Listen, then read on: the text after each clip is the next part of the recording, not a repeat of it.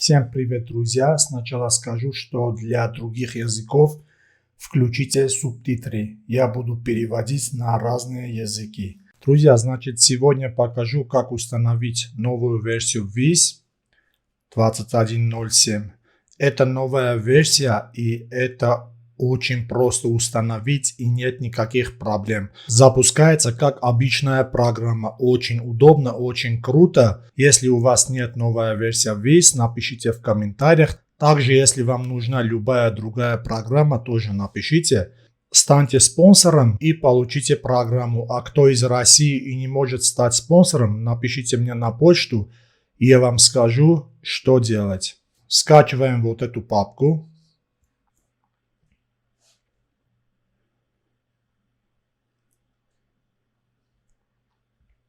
Так, значит, вот программа мультиязычная, с английский, славянский, немецкий, в общем, много чего, турецкий, французский, чешский, шведский, японский и так далее. Много есть, поэтому выбирайте ваш. Для меня русский.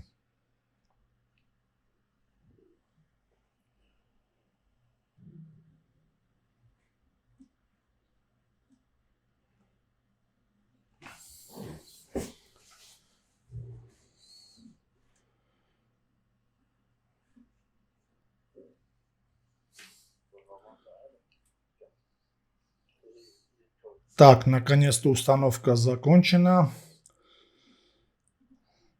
Здесь ставим галочку «Разрешить доступ». То есть 17 минут. 17 минут установка. Далее. Готов.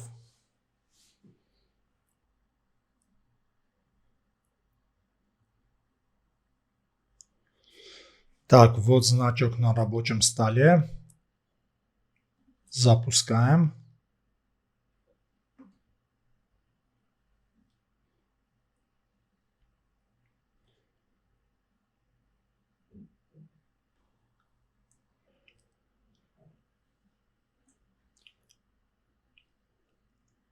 Вот давайте что-то найдем.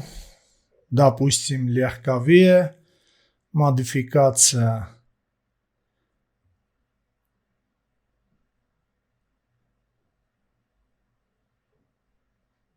Допустим, скажем, Е200.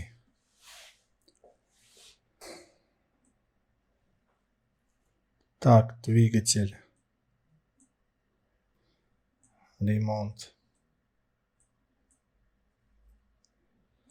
Содержание. Вот. Те, кто не знают, для чего Viz, я оставлю ссылку в описании, можете посмотреть, там я подробно рассказал, для чего Viz. Вот здесь внедорожники, грузовые, смарт, автобусы, грузовые, вот.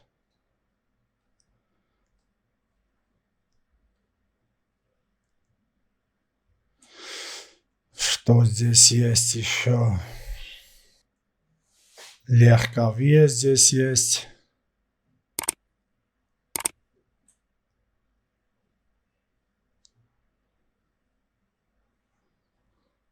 В общем, друзья, здесь все есть, Viz. Как ремонтировать, как менять, как делать. Вот ремонт, диагностика, схемы, базовые данные, организация и так далее. И главное, не нужно запускать через браузер и так далее. Просто сразу с экрана можете запустить значка. И все в порядке. Работает как обычная программа.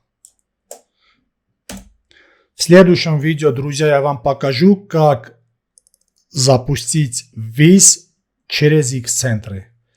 Все ссылки в описании. Всем спасибо и удачи на дорогах.